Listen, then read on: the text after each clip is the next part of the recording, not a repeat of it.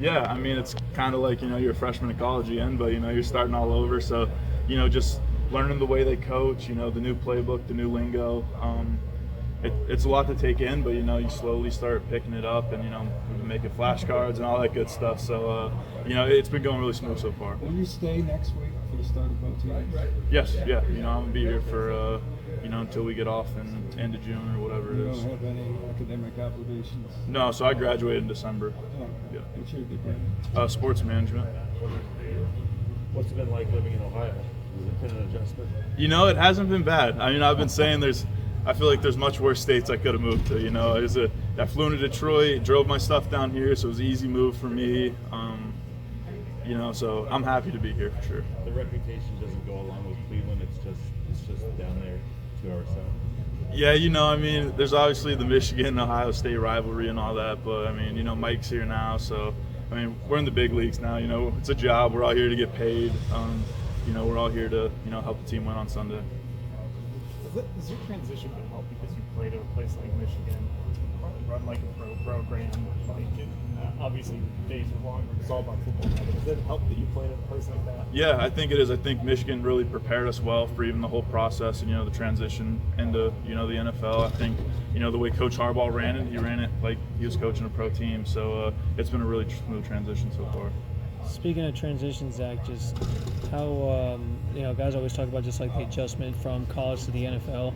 So what are you, obviously you haven't been out there a ton, just the one day, but what are you sort of anticipating might be one of the bigger, or some of the bigger adjustments that you'll have to make at the next level?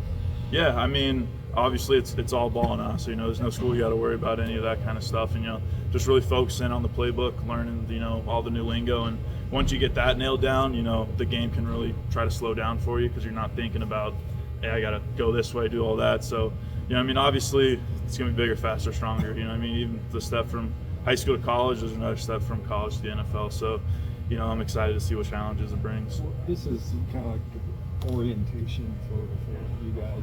So, was there, did the coach Stefanski have any veterans stand in front of the room and address you guys? Not yet. I know some of the second-year guys are coming back. I mean, we've been running into some of them, coming in and out of the building, but no, not yet.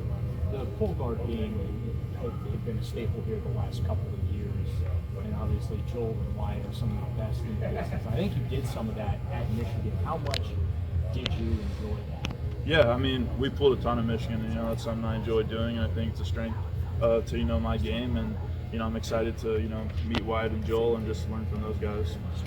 Obviously, you were here the day after you were drafted, but coming back for rookie minicamp, what was it like just walking into the building once again and like having the other rookies here, having everyone here, and I guess what were those emotions like? Yeah, I mean, it's real now. You know what I mean? You got the parking pass to get your car in. You got the face ID. So I mean, you put the helmet, the jersey on. So it's like it's real. It's my first job. You know what I mean? So I'm excited to attack it. And can you explain again?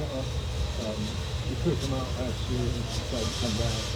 Went into that, and was it a group thing with players because they all kind of did it?